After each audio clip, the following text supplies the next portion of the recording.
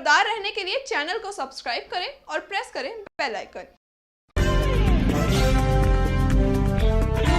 नमस्कार, स्वागत है आपका इंडिया टाइम 24 न्यूज में। मैं आपके साथ साक्षी सिंह। सागरपुर ईस्ट के डीडीए ग्राउंड में मानव दर्पण फाउंडेशन रामलीला कमेटी ने विशाल रामलीला का शुभारंभ किया। आइए देखते हैं हमारे सहयोगी प्रवीण की एक खास रिपोर्ट।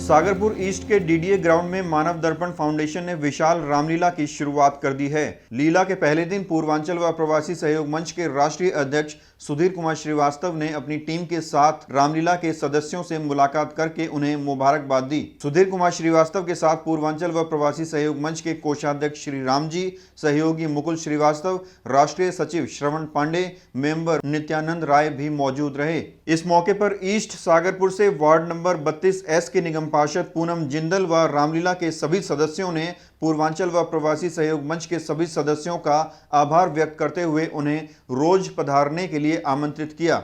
आपको बता दें, यूं तो इस डीडीए ग्राउंड में पिछले कई वर्षों से रामलीला होती आ रही है, लेकिन मानव दर्पण फाउंडेशन के बैनर तले ये पहली रामलीला है जिसमें दर्शकों को काफी कुछ नया देखने को मिलने वाला है। आपको बता दें, रामलीला में भगवान राम की लीला के साथ डांडिया और सांस्कृतिक डांस भी प्रस्तुत किए जाएंगे। साथ ही स्वच्छता अभियान का संदेश भी दिया जाएगा। हमने रामलीला के तमाम सदस्यों से बात की और रामलीला के बारे में ज्यादा समझने की कोशिश की। आइए सुनते हैं उन्होंने क्या कहा। भारत एक हिंदुओं का देश है जहां तमाम तरह के त्यौहार मनाए जाते हैं, तमाम तरह की संस्कृति हैं, तमाम भाषाएं हैं।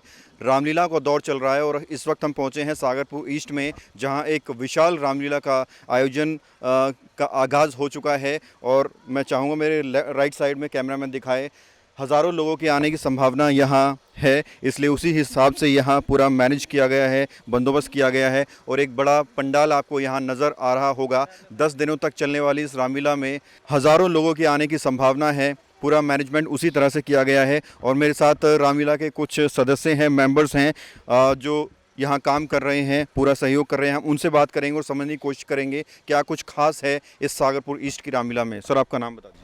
मेरा नाम गोल्डी बेदी है। गोल्डी जी, इस रामलीला जो हो रही है कितने टाइम से हो रही है, आपका क्या सहयोग है इसमें? जी, ये पिछले 12 वर्षों से चली आ रही है रामलीला।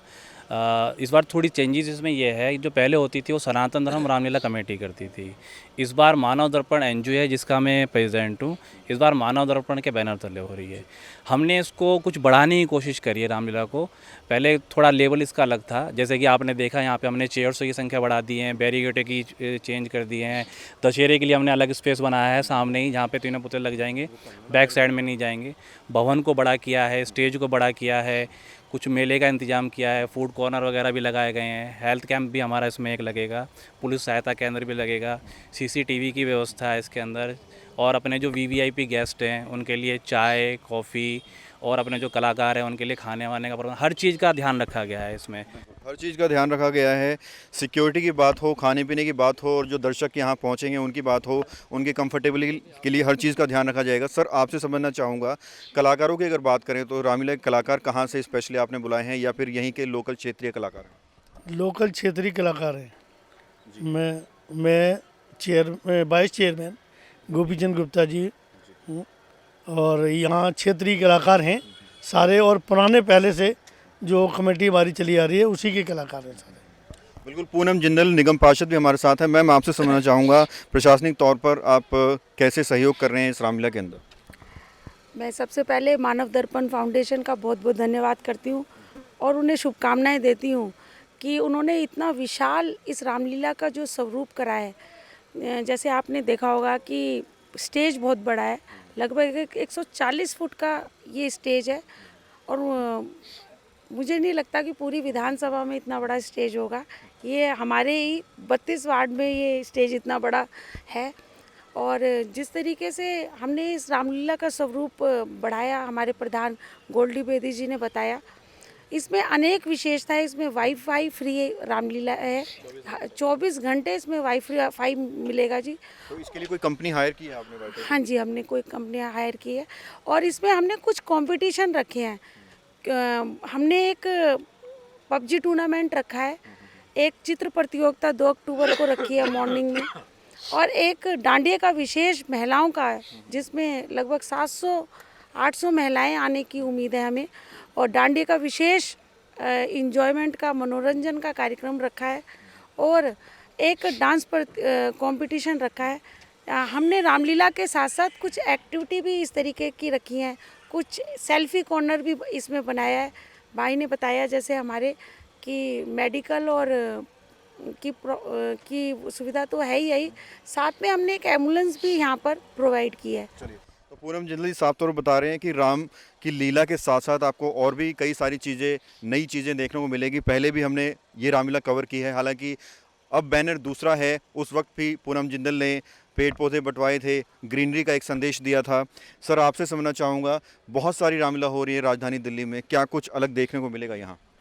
हमारी पूरी कोशिश यही है कि जैसे चाहे रामलीला ग्राउंड की रामलीला हो, चाहे हमारी द्वारका की रामलीला हो, हम इस कोशिश में हैं कि हम उनके बिल्कुल बराबर की रामलीला अपनी करें, जो कि एक हमारी यहाँ की सागरपुर की रामलीला का भी नाम हो कि भी सागरपुर में भी रामलीला बहुत बड़ी रामलीला होती है। हमारी पूरी कोशिश है और इसी वजह से हमने अपनी यहाँ की स्टेज और भवन एक अलग तरीके से बनवाया है।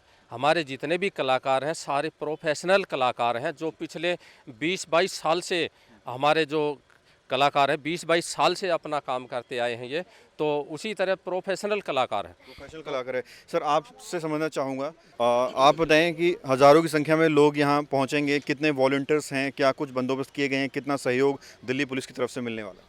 देखिए, दिल्ली पुलिस की कुछ नॉर्म्स और गाइडलाइंस थी कि आपके पास ये व्यवस्थाएं होनी चाहिए, उसको पूरा किया गया है। मेरे ख्याल से 40 से ज़्यादा वॉलंटियर्स हमारे इन हाउस हैं जो अपने कार्यकर्ता भी हैं और हमने शायद सिक्योरिटी गार्ड्स भी अरेंजमेंट कर रखे हैं।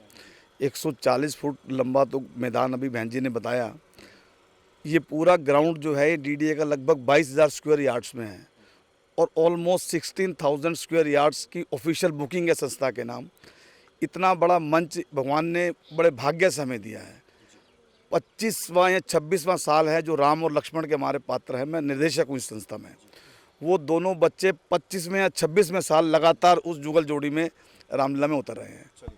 तो सर, आपसे समझना चाहूँगा, दशहरा की अगर स्पेशली बात करें तो दशहरा में कई गुना ज़्यादा भीड़ होती है, उसके लिए किस तरह का कार्यक्रम आप उम्मीद कर रहे हैं, कराने की कोशिश कर रहे हैं? दशहरा के लिए हमने बहुत सारे अलग से बंदोबस्त किए हुए हैं, जैसा कि हमारा संख्या पहले से बहुत ज़्यादा होगी, क्योंकि पिछली बार भी हमारी संख्या बहुत ज़्यादा थी और इस बार हमें उम्मीद है कि इस विधानसभा में क्या ये जितना एरिया हमारा आसपास की विधानसभाओं में सबसे ज़्यादा पब्लिक हमारे यहाँ आएगी। हमने कुर्सियों की, सिक्योरिटी की सारी हमने व्यवस्थाएं की हैं।